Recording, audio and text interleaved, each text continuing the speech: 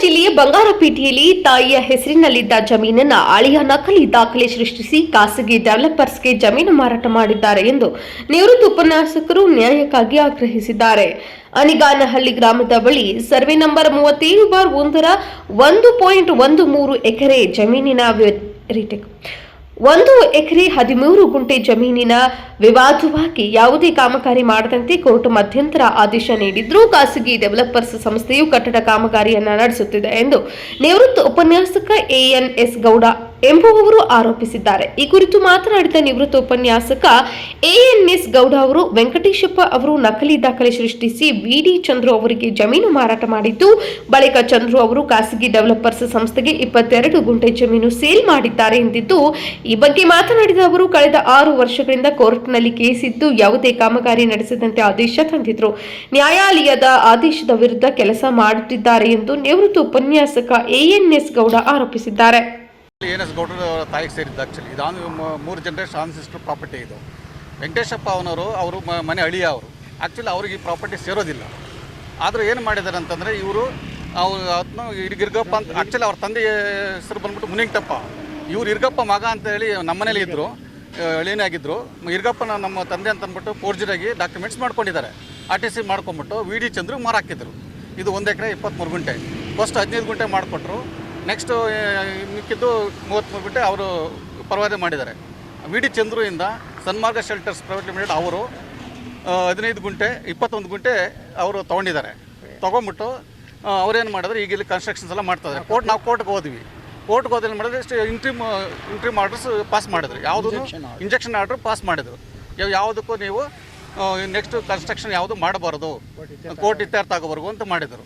ಆದರೆ ನಮ್ಮ ಕೋರ್ಟ್ ಇದು ಆರ್ಡರ್ನ ಉಲ್ಲಂಘನೆ ಮಾಡಿ ಈಗೆಲ್ಲ ಕನ್ಸ್ಟ್ರಕ್ಷನ್ಸ್ ಮಾಡ್ತಾಯಿದ್ದಾರೆ. ಅದಕ್ಕೆ ನಮ್ಮದು ಹೋರಾಟ ಏನಂದರೆ ಅದನ್ನು ತಡೆಯಾಜ್ಞೆ ನಿಲ್ಲಿಸಬೇಕು ಅಂತ ನಾವು ಹೋರಾಟ ಮಾಡ್ತಾ ಇದ್ದೀವಿ. 5-6 ಸಾರಿ ಸೋಫಾರು 5 ವರ್ಷ ಆಯಿತು ಕೋರ್ಟ್ಗಾಗಿ. ಕೋರ್ಟ್ ಆರ್ಡ್ರ್ ಆಗಲೇ ಆ್ಯಕ್ಚುಲಿ ಅವ್ರಿಗೆ ಹೋಗಿತ್ತು. ಆರ್ಡರ್ಸ್ ಹೋದ್ರು ಕೂಡ ನಾವು ಕೋರ್ಟ್ಗೆ ಅಟೆಂಡೇ ಮಾಡಿಲ್ಲ. ಅಲ್ಲ ಕ್ಲೋಸಿಂಗ್ ಸ್ಟೇಜಲ್ಲಿದೆ ಕೋರ್ಟ್ ಆಲ್ರೆಡಿ ಕ್ಲೋಸಿಂಗ್ ಸ್ಟೇಜಲ್ಲಿದೆ. ಕ್ಲೋಸ್ ಆದ್ರೂ ಅವ್ರು ಯಾರು ಬರ್ತಾ ಇಲ್ಲ. ತಿರುಗಿ ರಿಓಪನ್ ಮಾಡಿಬಿಟ್ಟು ಹಾಗೆ 3 ಡೇಟ್ ಕೊಟ್ಟರು. 3 ಡೇಟ್ ಕೊಟ್ಟರು ಇವ್ರು ಯಾರು ಬಂದಿಲ್ಲ. ಯಾರೋ ಡೆವಲಪರ್ಸ್ ಅಂತೇಳಿ ಕೊಟ್ಟರು ಜಡ್ಜು, ಆದರೂ ಬಂದಿಲ್ಲ. So last chance next month 20th case ಇದೆ. ಸೊ ಆದರೂ ನಾವು ಇದು ಮನೆ ಕನ್ಸ್ಟ್ರಕ್ಷನ್ಸ್ ಮಾಡ್ತಾ ಇದ್ದಾರೆ. ಇದಕ್ಕೇನಾದರೂ ವೆಂಕಟೇಶಪ್ಪ ಮಾಡಿಸ್ಕೊಂಡಿದ್ದು ಇಲ್ಲೀಗಲ್ ಅದು. ಆ್ಯಕ್ಚುಲಿ ವೆಂಕಟೇಶಪ್ಪನಿಗೂ ಈ ಜಮೀನಿಗೂ ಯಾವ ಸಂಬಂಧನೂ ಇಲ್ಲ. ಇದು ಅವರು ಮಾತ್ರ ಅಳಿಯ ಮಾತ್ರ ಅಷ್ಟೇ. ಅವರು ಇರ್ಗಪ್ಪ ಅವ್ರಿಗೆ ತಂದೆ ಆಗೋದಿಲ್ಲ. ಅವ್ರ ತಂದೆ ಹೆಸರು ಮುನಿಂಗಪ್ಪ ಅವ್ರು ಇಲ್ಲಿಗಲಾಗಿ ಮಾಡಿಕೊಂಡು ವಿಡಿ ಚಂದ್ರಿಗೆ ಮಾರಾಕಿ, ವಿಡಿ ಚಂದ್ರನ ಇವರು 21 ಗಂಟೆ ಇಲ್ಲಿಗಲ್ ಟ್ರಾನ್ಸಾಕ್ಷನ್ ಆಗಿರೋದು. ನಮ್ಗೆ ಯಾವುದೂ ನಮ್ಗೆ ಗೊತ್ತೇ ಆಗಿಲ್ಲ. ಆಗ ಗೊತ್ತಾದ್ಮೇಲೆ ಕೋರ್ಟ್ ಹೋಗ್ಬಿಟ್ಟು ಇಂಜೆಕ್ಷನ್ ಆರ್ಡರ್ ತಂದಿದ್ದೀವಿ. ಈ ಆಸ್ತಿ ಬಂದುಬಿಟ್ಟು ನಮಗೆ ಪಿತ್ರಾರ್ಜಿತವಾಗಿ ಬಂದಿರೋದು. ನಮ್ಮ ಅಮ್ಮ ಒಬ್ಬರೇ ಮಗಳಾದ ಅವರ ತಂದೆಗೆ ಒಬ್ಬರೇ ಮಗಳು ಇರ್ಗಪ್ಪ ಅನ್ನೋರು. ಅವರಿಗೆ ನಾನು ಒಬ್ಬನೇ ಗಂಡು ಮಗ, ನನ್ನ ಆದಮೇಲೆ ಹೆಣ್ಣು ಮಕ್ಕಳಿದ್ದಾರೆ.